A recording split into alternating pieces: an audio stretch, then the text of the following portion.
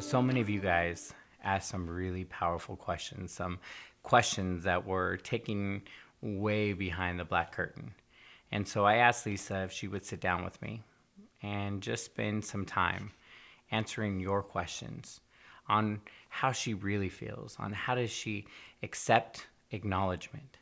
Now, Lisa doesn't know any of these questions, so she hasn't been prepped at all. But I want to invite you to sit down, grab a cup of coffee, grab a glass of tea, and listen in as we get to see a really raw and unscripted version of Lisa. So Lisa, one of the things that I love in looking at the comments is the amount of youth that have been coming on and leaving comments. Everything from, we have a couple young ladies that are 14 years old that have been coming and watching the Lisa Nichols Show on a regular, and you've been their inspiration to keep them motivated. Bruno in Brazil, who's 16 years old, wrote in a question, and Brandon, who you've heard me talk about before, also has asked the same question. And as I read the question, it really applies to a lot of people as well. How old is Bruno and Brandon? So Bruno is 16 and Brandon is also 16 as well. Wow. Totally two different places. But they both ask around the same question is, how do you stay positive when you live in a negative environment and you can't get out of it? So first, I would say to Bruno and Brandon and anyone else, because that's not just a challenge at 16. Right. That's a challenge at 6. Right. That's a challenge at 26. That's a challenge at 46. Could even be 66. Right. So.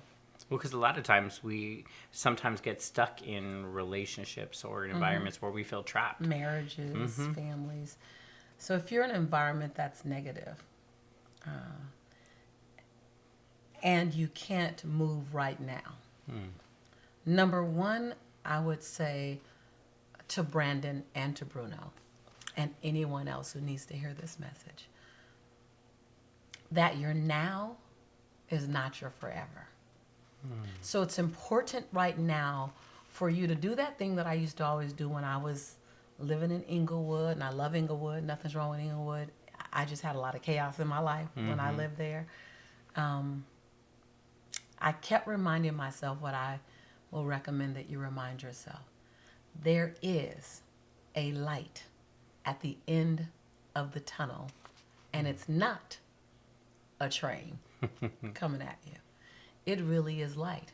Now, sometimes the light is glaring and it's big because it's closer. Right. And sometimes the light is just an absolute flicker because it's further off. Right. Your job is to know you might not be able to run like an Olympic athlete that fast. You may not be able to trot. Some days you're just doing a walk. Right. And some days you might just be doing a crawl. But if you keep putting one foot in front of the other, if you keep doing it, it's not about your speed. Right. It's about your consistency. You keep checking into this channel. You keep hooking your caboose to trains like this, trains like you. Then that one step, I can't remember who said this quote, forgive me, but they say the journey of 10,000 miles starts with one step. Right. I think I know who it is, but just because I'm not clear, I won't say it. I won't guess. But you can get 10,000 miles. Right. One step at a time. Yeah, it's going to take us a while. Right. But you got a while. You're going to get older anyway. Why not use that time taking a step in the right direction? People think that they've seen me this way so long that they don't realize that I was in chaos and in creation and in self-examination and in rescuing me much longer than I've been in this space. Right. Now, walk out 10 years and it'll be equal to equal, right?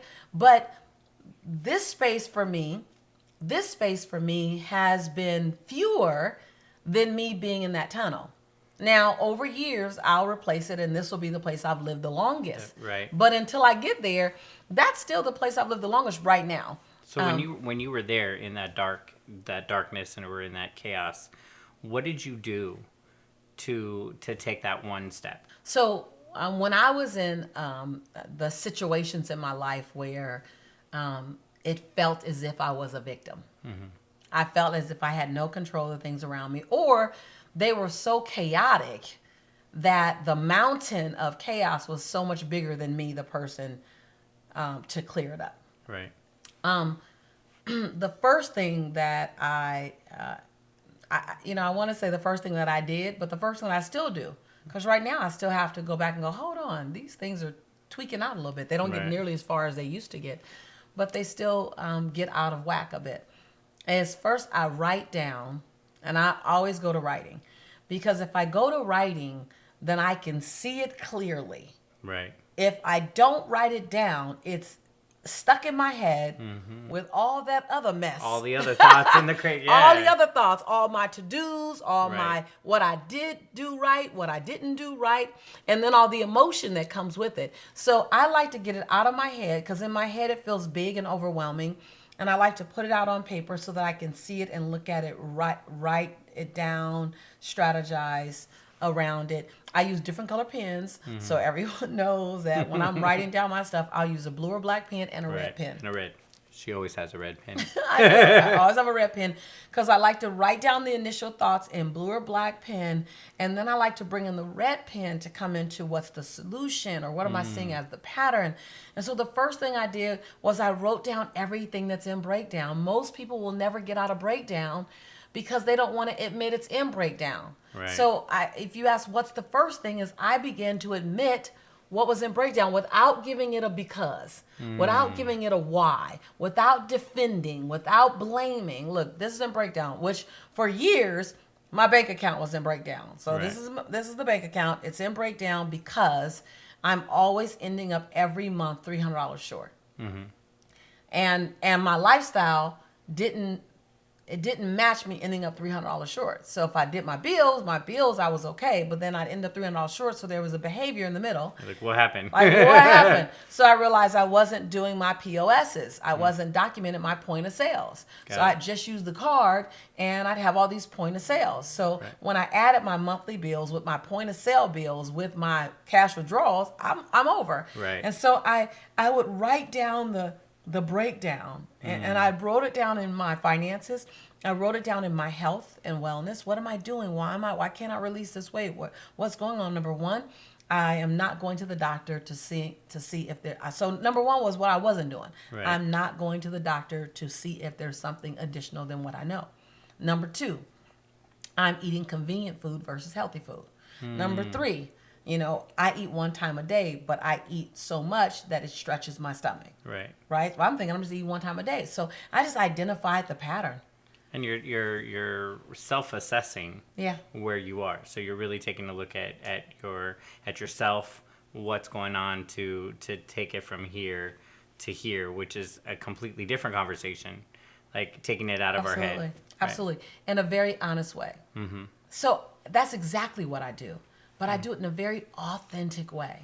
The second thing I do is I write down what I believe to be the solution. The second thing I do is I write down what I want to be the new outcome. So I write down where it is, and I write where it is right now. Right. And then I write down where would I love it to be. I don't know how long it's going to take me to get there, but what's realistically. So I don't go from being $300 overdrawn to having $1 million in the bank. That's Right. just not even realistic. I went from being $300 overdrawn to having $100 left over every month. So that Right. meant I have a $400 gap.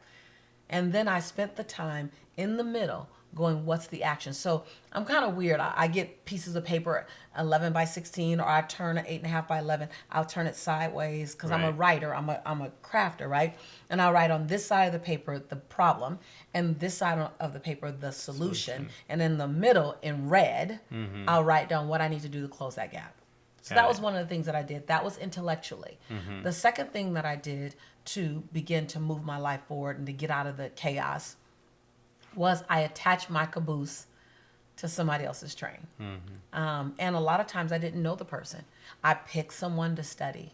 I picked someone to become their, and I became their student, and Right. I studied everything on them. And you got to know, I don't tell people this often, and I'm not ashamed of it, but I just don't talk about it. It normally takes me probably about 90 days to 4 months to finish one book. I'm functionally dyslexic, and I read slower than most. And it takes me a minute to comprehend it because the words get flipped. So I'll read the same line over and over again. But over the years, I've started reading the whole book, and then I'll read the whole book again. Right. And then I'll read the whole book again. I think right around the third or fourth time I really read the whole book. I got the whole book, and I'm okay with that. Right. So I would pick a teacher, and oftentimes I never met them. Now I'm blown away because people can study on YouTube, and Right. you can have all kind of different forms of them teaching you. Back in the day, it was audio tape in my Right. car, cassette tape, and it was a book. Right. I go to the library, I pull out books on them, and I'm a rinse and repeat girl. So I'm a photocopy machine. Right. And Susie says that, my coach, she says she's a photocopy machine as well. I'm a rinse and repeat. I struggled all through school, so I had to learn how to copycat the smart students. Right. And that's been one of my greatest gifts, is to emulate people who are doing smart things. So I just look at people and go, okay. Like I developed it to survive school, Right. to get through middle school and to survive high school. And I just became a photocopy machine. And now, as an adult, I look at successful people, and I don't try to do everything they're doing, but I always try to find 3 to 5 qualities that they're doing. Just 3 to 5. I don't need 12. I don't Ooh, need that's 6. good. So right there, try to find 3 to 5 qualities in a mentor or somebody that you look up to. Someone that you choose to follow. Find 3 to 5 qualities in them and just work for 6 months intensively to emulate the quality until it becomes yours. Right. And then it just becomes your behavior. And after a while, you'll even forget who you got it from because it becomes yours. And so that's number 2, is I would go learn what I didn't know Right. from people that I probably would never meet, but who were 10 to 20 steps ahead of me. Right. And then the third thing that I would do is I would find someone else that I had access to, someone like you, or I always find a friend who's moving forward with me Right. to set the challenge with me, so that I have accountability. Right. I didn't even know it was accountability back then. I didn't even call it accountability because Right. no one. Well, I think that's kind of a buzzword that a lot of people are using now is accountability. Yeah. But I think Because that's really a pass to get in your face. right. So I wasn't really giving people a pass to get in my face intentionally. Right. But I didn't want to run the journey alone. And I wanted someone else who was running with me, who I didn't have to pull. Right. And I didn't want them to have to pull me. But I also didn't want to get left behind. And so I found someone, whether I found them in my community or I found them at networking mixers. So that made me go out to events that I normally wouldn't go out to find new friends and Right. people running in the same direction that I was running in, and that was running as fast or faster than me. Right. And so I found colleagues and friends and associates that was interested, which is why I love our conferences. Right. I love our conferences. I love Speaking Right to Make Millions. I love Abundant Life because we do many things there. Right. But the one thing we do really, really well, really well, is we gather gladiators running fast Right. from all over the world and the stories I've heard of people who found each other in friendships at our conferences 3, 4, 5 years ago, and now they're Right. partnerships. They've done products together. They've co-authored books together. They've grown together. They've Right. cheered each other through transitions and deaths and births and Right. marriages, and I created the space and the conferences that I do that I needed when I was in Inglewood working to transform my life. Right. And so while there are other great conferences out there, it was difficult when I was back in the day to find them. And so I love to invite people to come join us, even when you don't know what you want to do. Just come to meet the people. Right. Because when you discover what you want to do, you want to have the right people around you. Mm-hmm. So those are the three key things that I did. Number one, I got honest about the breakdown. Right. Number two, I hooked my caboose to someone else's train and let them become my teacher. And I found the 3 to 5 qualities in them that I wanted to work to emulate, and gave myself 6 months to really focus on them, even though I would do it after those 6 months was over. And then 3, I surrounded myself with 1 or 2 people, not a lot, Right. 1 or 2 people that were running in the same direction, as fast or faster than me, that I could befriend and I could use for the iron sharpens iron Right. concept. And this is a great place to start, in this community with, Oh my with the God! YouTube channel. Oh no, this community is everything to Right. start, because the people that are here, that are watching us now, that comment, that come back over and over, they up to something in the world. Right. Trust and believe. They are up to something, about to be up to something, want to be up to something, gonna Right. be up to something.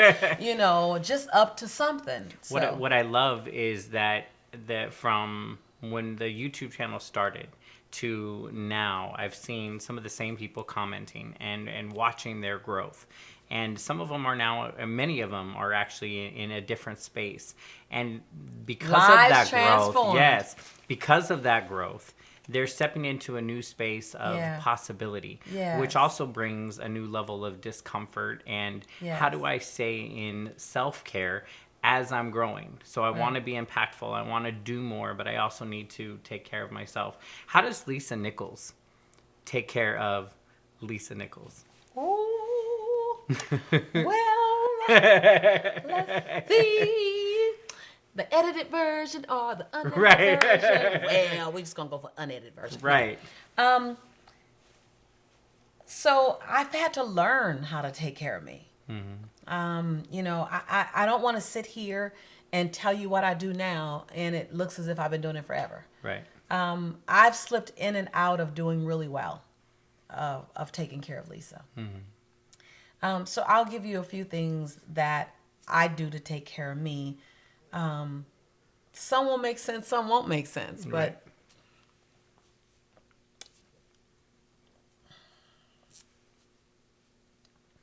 I have learned how to ask my anchors in my life for their time. I wasn't always good at that. I've learned how to ask the people who help me to feel grounded, whether it's my friend Dana, or whether it's Margaret, or whether it's my mom or my dad, my little sister, my big brother, like my son Jelani.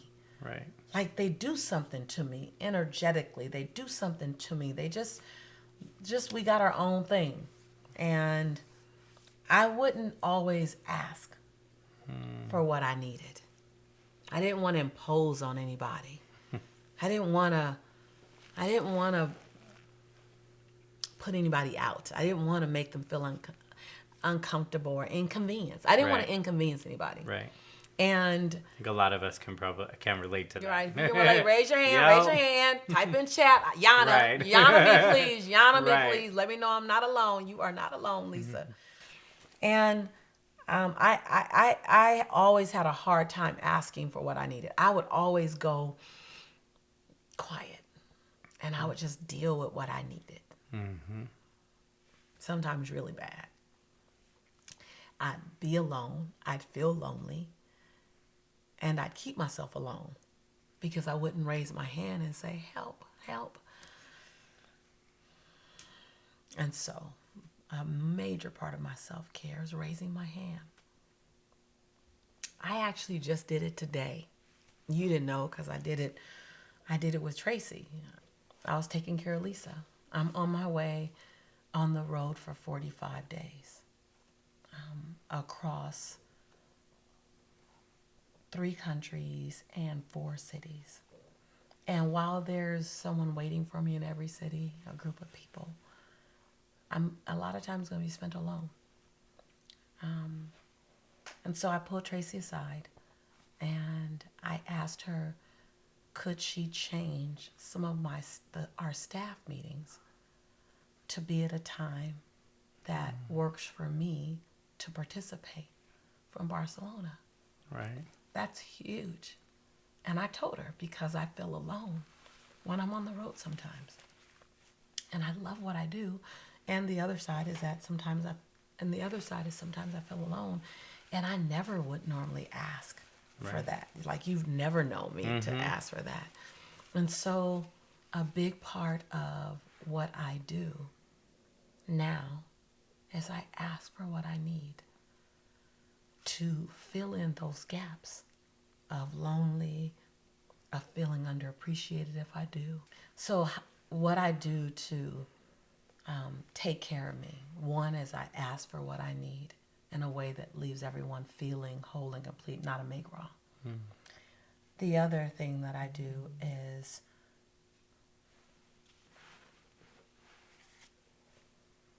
I gave myself permission to say not now.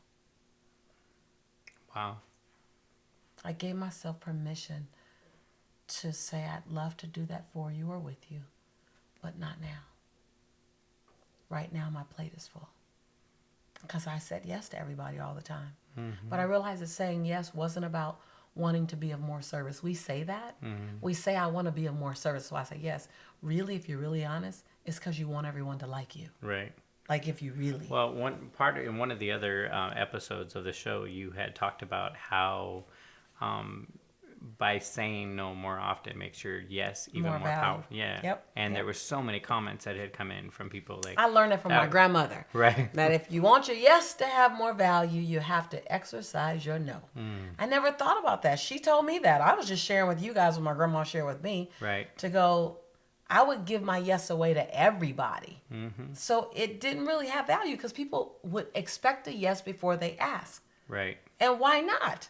I always said yes. Because you trained them to I do train people how to treat right. me. And then there's a resentment for always having to say yes. Right. And there's resentment in my yes. Yeah. Like, I train them to ask expecting the yes because I always say yes. Then I say yes and it's a resentful yes. Right. And so then my giving is a resentful giving. Right. And, so I learned how to say no with grace and ease. And I say with grace and ease versus I don't choose to say no with that stank on it. Right. You know what I'm talking about. The no that has all the complaints around it. Y'all don't appreciate me. I'm not doing that. Right. Just no. My grandmother also says no is a complete sentence, baby. It requires no explanation. Right? And so... I just let no be okay. I let not now be okay. That was number 2. And number 3, and this has been an ongoing thing, is I learned how to be my own best company. I learned how to be my own best company. Like, I enjoy spending time with Lisa. I need to spend time with Lisa. Lisa deserves my attention and time. Lisa is good company for me. Long journey to get to that. Like, really. To fall in love with me in such a way that I enjoy my company.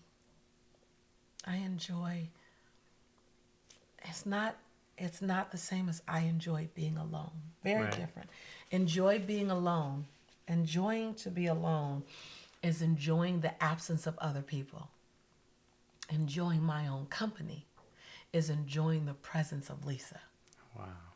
Oh, that was a huge distinction. Right. So you can... Enjoying being alone is the first step of self-growth in that direction. Enjoying your own company is that next level of growth. That's going to be some BOLs right there. BOL, right. And so what's required to enjoy my own company? That becomes the question that you want to pursue. But that's also fun, too. Yeah. What makes me happy? What do I enjoy doing? What do I love about being with me? Right. So a lot of times people think of being alone as a negative thing. But think about what you get to create. Think about what you get, the possibilities. But when you think of it as, I love being alone, I don't mind being alone, I'm comfortable being alone, it really is a different state of mind. It's going, I'm okay without other people. Right. I prefer to be without other people. It's about other people. When you talk about being alone, it's the absence of other people. very different conversation than I enjoy being with myself. I Right. enjoy and it's not from a place of I can manage loneliness. It really is a place of I'm really good company. Mm-hmm. Like when I'm cooking in the kitchen, I'm Right. entertaining to Lisa. I am entertaining. I do my rap, Right. my old school rap. I do my old dances. Right. I enjoy my giggles. Like just kind of really seeing who I am Right. inside of a relay with someone else. Well, look, I created my IFC, which is my imaginary film crew, and we do music videos all the Right, time, and we're right. just TV shows Now, Matt, randomly. you take it to the next level. Nobody's talking about imaginary film Right. crews. You are again over the top. Right, You right. are iMovie ready. But I think that was my way of Of- enjoying my own, Absolutely. enjoying myself and being Absolutely. comfortable. Like, And it comes across when you're with other people because you come in the room full. right, You come in the room full, and we haven't always been that way. right, So I've learned those are the three key things that and I had to learn them. So those three things, those are the things that help keep me consistent. They help keep me grounded, and they help keep me moving like a freight train. People want to know, how can I move so fast? You shouldn't be interested in how can I move so fast. You should ask, how can I move so long and so strong? right, Because that's what makes a difference. I don't treat my life as if it were a sprint. I treat my life as if it were a solid, strong, ever going, ever growing marathon. wow, So I don't step into the game playing the first quarter. right. I step into the game looking at the fourth quarter. Wow. That's juicy, y'all. So I want to read to you a couple of the comments that have come in and just Yeah. acknowledge you so that I know you don't always get to read all of the comments, I try, but I don't. but there's get to read there's so much love and so much impact that you and the show has had on so many lives. And Malika writes in, she says, quote, "You are only as weak as the label you choose to live under. And you are always as strong as the possibility you choose to live within." Unquote. My BOL. I love you, Lisa. You are inspiring to me, and I watch your videos daily. I Thank love you. that she can take a quote like that. Malika, I hope you're still watching. Stay connected, sis. I love that you can take a quote, and for me, quotes and affirmations, they transform my life because they spoke of truth, they spoke of possibilities, they spoke of stretch in me.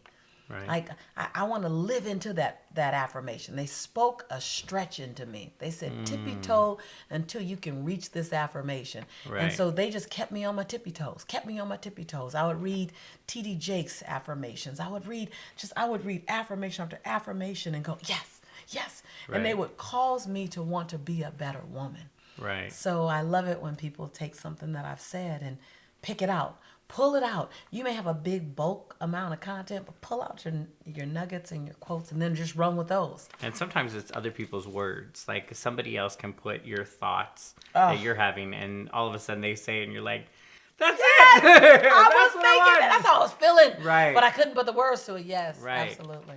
So Angelie says, "Thank you so much, Lisa, for coming into my life. You are truly inspiring, and I love you so much. Just when I thought I had lost everything, I found myself, and now I'm celebrating life every day. You are a gem. May God bless you." Lisa, when you get comments like this and you hear of the impact, how do you learn to receive compliments and comments from that, from people that you impact? Okay, like, you just got the good questions today. Who gave him these questions? For years, I would fake receive.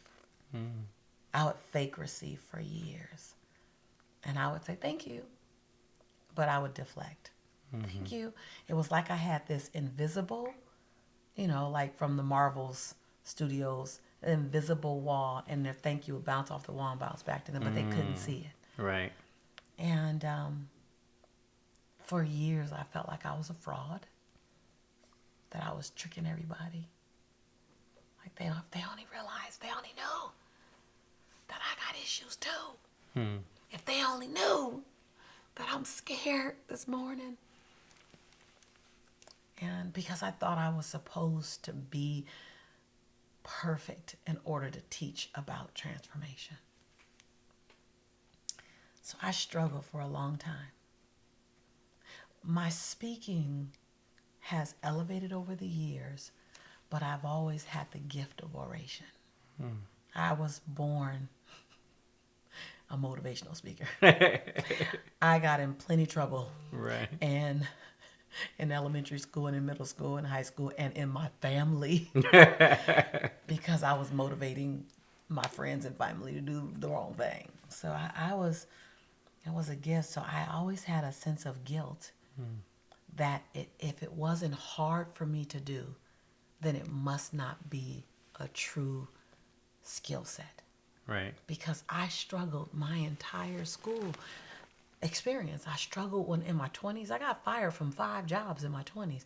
So everything that seemed to have value was hard for me. Right. Just hard. Just typing, 10 key, banking, dangle, debits and credits. Right, debits and credits and filing and English and commas and semicolons and math and geometry and science and everything that had value was difficult for me. Right.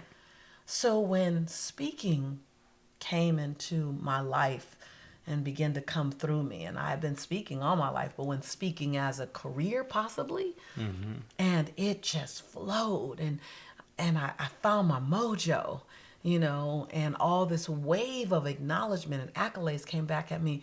It was so incongruent with my life experience.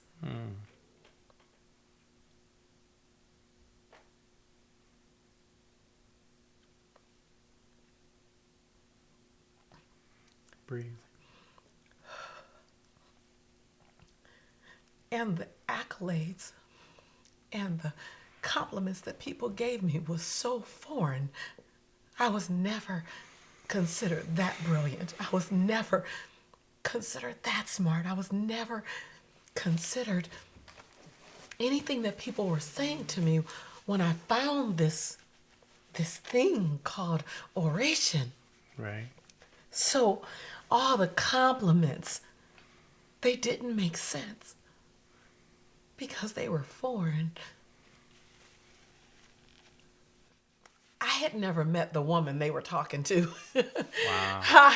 I had never met this change agent. I had never met this person who can help unlock a place where you were stuck. I had never met her. I was meeting her publicly while she was working, because I would just be talking and discovering stuff while you're discovering stuff, and sorry. It's almost as if you had to see yourself through other people's eyes. Other people's eyes. Absolutely, for years, for the first few years, it was. And the people's eyes didn't look like me. They weren't African American women, which was my safest zone. Right. They were white older men and Latino women and Asian men and Indian men and Indian women, and it was just everybody, because I would go to conferences and I would be in the corner at a conference talking to a group of people, and one of the conference producers would come up and say, "You sound really amazing. Would you want to speak? You want to speak?" I'm like, "Yeah." And I spoke for free for like 5-6 years. I didn't care. Everyone wants to get paid now for speaking. I just wanted to touch and inspire people. Right. I love your quote. You said, "When I grow up, I want to travel the world." When I grow up, I want to travel the world, run my mouth, and autograph anything. I never even talked about getting paid. Right. I never talked about getting paid. I never talked about it being a job. Right. I didn't talk about transforming millions via videos, and I didn't talk about going viral. I didn't know any of that. I just want to travel the world, run my mouth, inspire people, and autograph stuff. Right. And all of a sudden, I kept pouring into speaking, and people kept telling me what I was doing for them. And for a long time, I didn't receive it because I didn't feel like it could be true because I was keeping score.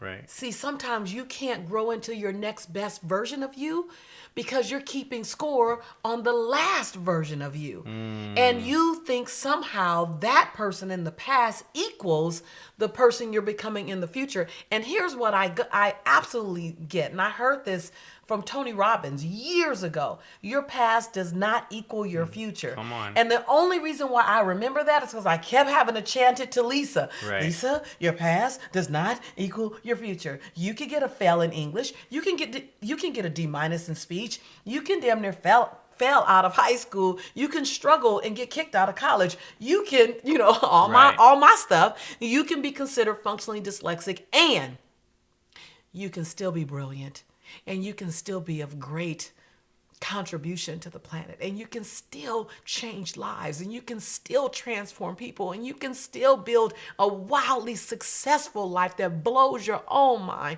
You can still have wealth. You can still change the fabric of your family for generations. That took a while. Right. And so I stopped saying thank you because I would say thank you as a way to get people to shut up. And that was my stuff. Right. And I would say, I received that.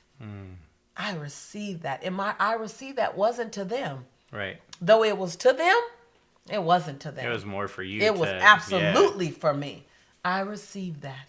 I just kept receiving what people would say about me until I could believe it about myself. I received that.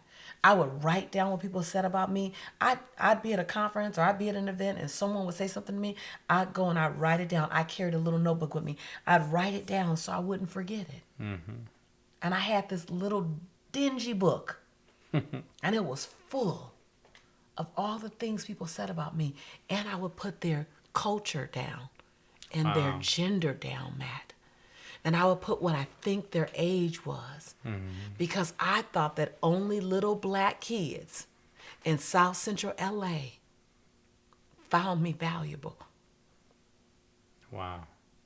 So when I wrote down that Joe from Beverly Hills, who's a 68-year-old Jewish man, who was a producer in Hollywood and a multimillionaire, and he's true, like that's a true person, that when Joe came up to me and said, quote unquote, when you speak, I hear myself. You're my sister. You've inspired an old, how did he say it? He said, you've inspired an old, sarcastic, tainted man. Wow. I would read Joe's comment over and over and over again, Matt. I'd read Joe's comment while I was cooking beanies and weenies.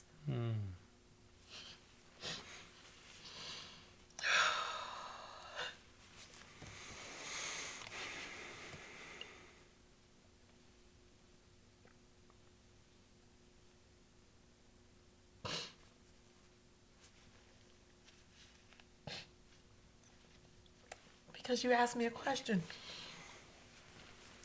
How do you, if you're going through chaos? No, because I would go and inspire people like Joe.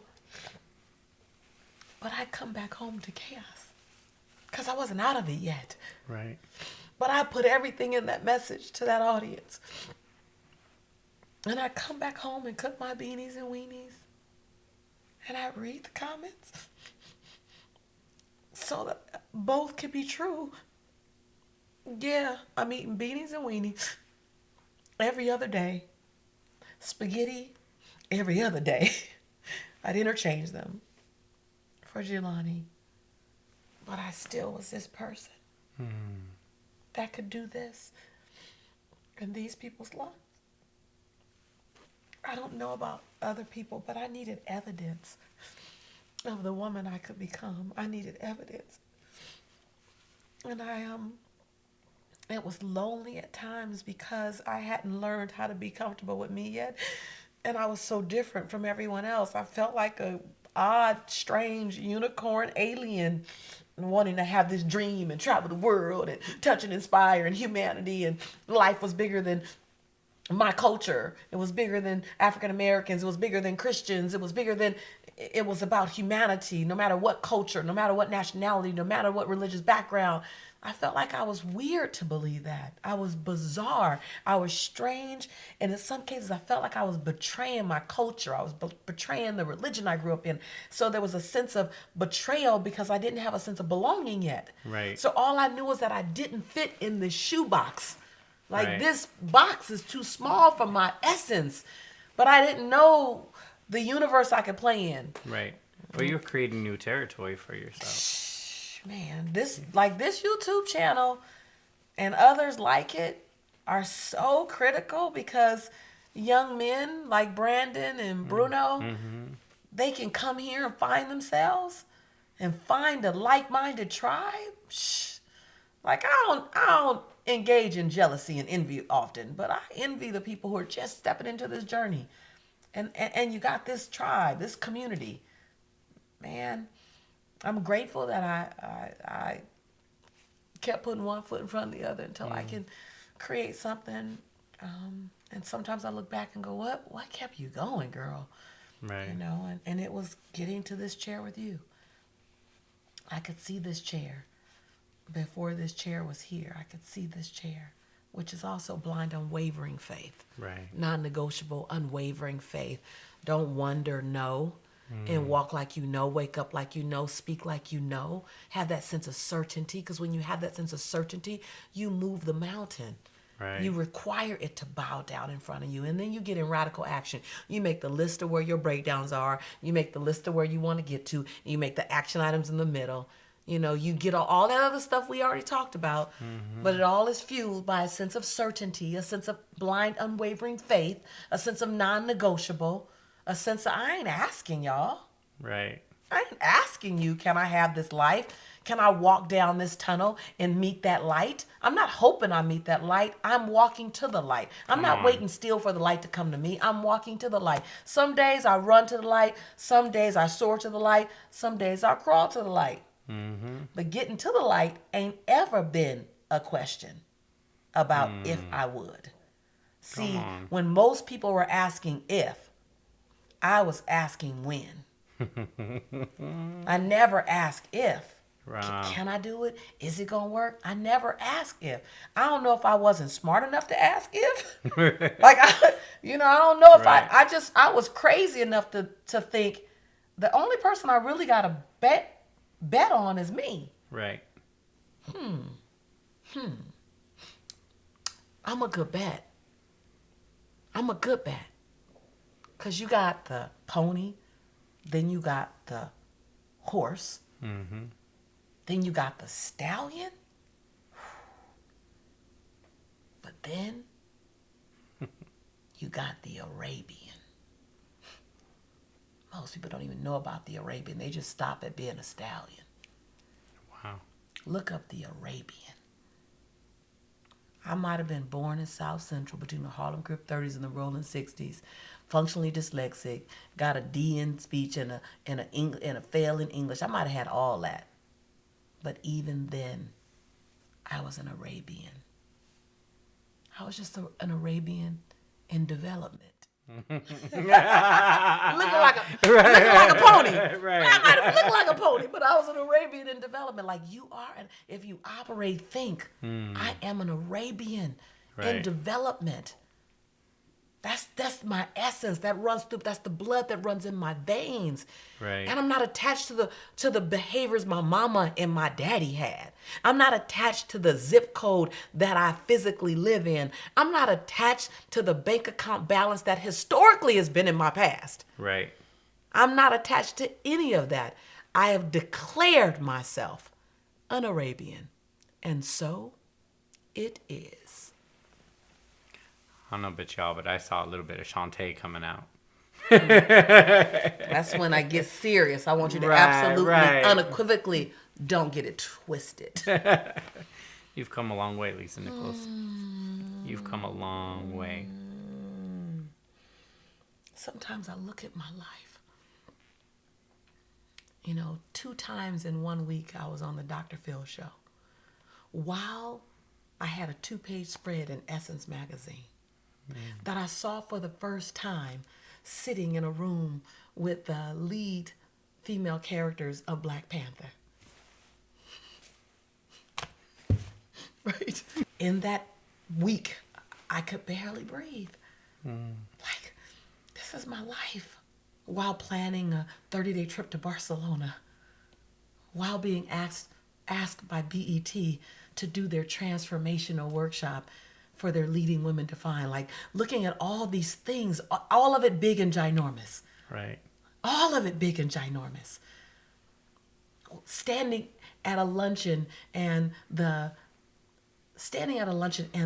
PR representative for Walmart comes over and says, we've been trying to reach you because we really want you to represent Walmart at Essence Festival for the Sunday Inspirational. Like all these things all hitting at the exact same time. And then having dinner with A-list celebrities that I've watched from a distance because they reached out to me. Right. To tell me that I inspire them. I have come a long way. I have come a long way. But I kid you not when I say, Matt, there was never a hookup. The hookup doesn't exist. There was no step that I skipped. I put one foot in front of the other. And when I fell down, I stayed down long enough to catch my breath. I stayed down long enough to figure out how I got there. I stayed down long enough to manage my anger. And then I got up. Some days I sprung up, and some days I staggered up.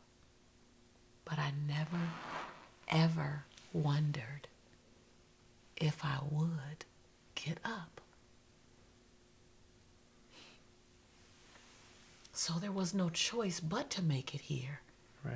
Because if you keep getting up and you keep putting one foot in front of the other, you're going to progress. You're going to move. You're going to inspire people. You're going to collect opportunities and moments because you got enough behind you if you just continue to get up. Put one foot in front of the other. Walk, then run, then soar. Always be learning from someone and always be teaching someone. Keep your heart right. Do it for the right reasons. Own your yeses and become very comfortable with your no's. Don't sell out for $1. Don't sell out for someone. Don't sell out for likes on Facebook or on YouTube or on Instagram. Don't sell out for that. Do work that your mama, your daddy, living or not in your life or not, would be proud of. Do work that your children's children would want to watch. Come on.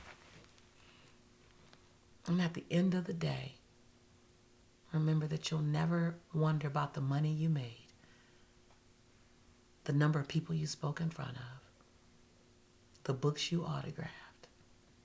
You'll never, ever wonder about that. When you sit back in big old comfy chairs like this, you're going to ask the question, did I say I love you enough to the people that matter to me? Did I apologize sooner, quicker, faster when I was stuck in my righteousness? Did I forgive? Did I forgive soon enough and not keep score for years and miss moments? Did I dance enough? Did I laugh enough? When you sit back in this chair like my grandmother does now, I just hope you remember the things that really matter to you. Because with all my success, with all the reach, what matters most is that I'm present. When I'm with you, I'm with you. And I gave you my all. I gave you the best version of me that I had access to in that moment. That I I gave myself the freedom to laugh and to cry, no matter who's watching. I gave myself the freedom to love and to love again.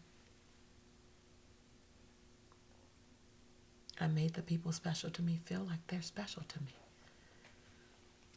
I know we're talking about my career, but it wouldn't be complete if I didn't tell you that that's what really matters to me. And my family online, they're a part of that. That this is special to me. Being here, doing this work, doing this channel means a lot to me. Because I believe that there's a Lisa somewhere. She might be a he. She might be Asian. She might live in another country. But what makes her Lisa, what makes him Lisa, is he's running to discover. He's running to soar. He's running to find out how big can I play. She's catching her breath again. She wants to love again. I just know that I'm out there in different forms. And I do this on YouTube, on Facebook, on Instagram, on every form of social media, blah, blah, platform ever. Right. To reach out. To reach my hand out. To show evidence. Because once there's evidence that you can do it, then there's no excuse for you not to. I'm your evidence. I'm your evidence. Because I'm not extraordinary. See, people want to make me extraordinary. I'm not extraordinary, Matt. I'm not extraordinary at all. Explain that. Extraordinary. I'm not extraordinary. I'm ordinary. I'm ordinary. I have the same levels of hope and aspirations and fear and disappointments. I have the same level of belief and longings, as well as the same level of righteousness and control freakness control freakness. Yeah. I made that word up. That's Right. what I do. As anyone else. I'm ordinary. The difference is I'm an ordinary woman choosing every day to make multiple extraordinary decisions, thus creating an extraordinary life experience. I'll say that again. Right. Because that's somebody's BOL. I am on every level. And I got to say it slow because y'all don't want to make me ordinary. I am an ordinary woman figuring out the same things that every other person is. The difference between me and most is that I am an ordinary woman choosing every day to make multiple extraordinary decisions, thus creating an extraordinary life experience. Secret sauce. That's like the teriyaki That's sauce like the on glaze. wings. That's the glaze. That's that special Right. glaze that I put on my chicken wings. Chicken wings are Yes. good until you put the glaze on them. Then they become extraordinary. So I want to say thank you. You're welcome. Thank you for sharing your truth, for being so vulnerable, for being so truthful of who you are, Yeah. and standing in possibility for so many. You've been the stand for me and my possibility to create this, that we get to share this moment, Yeah. that I get to live my dream. And not always knowing what that dream or how it's going to happen, just know it's there. Thank you for being that stand for so many people.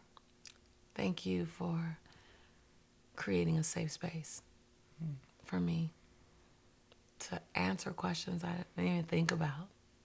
I'm living it. I'm not analyzing it.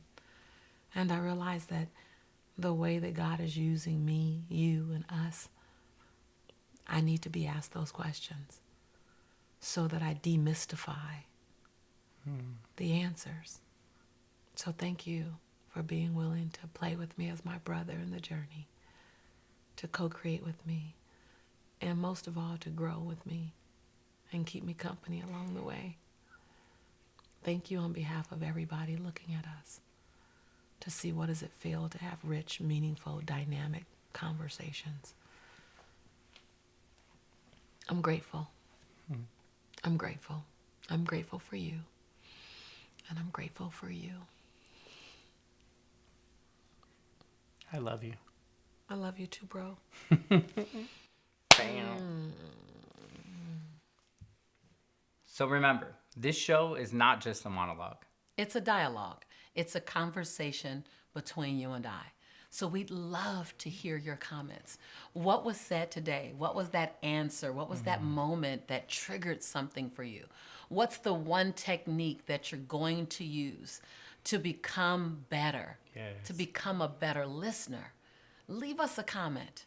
Leave us your BOL, your breakthrough out loud. What was your aha moment that's taking you to your next level, to your next step, to empower yourself? So be sure to subscribe and look out for more amazing content. This is the place to come to feel connected. Why? This is your home. And we are your tribe. I'm your brother in possibility. And I'm your sister in prosperity. And when we say we believe in you and we love you, it's because we do.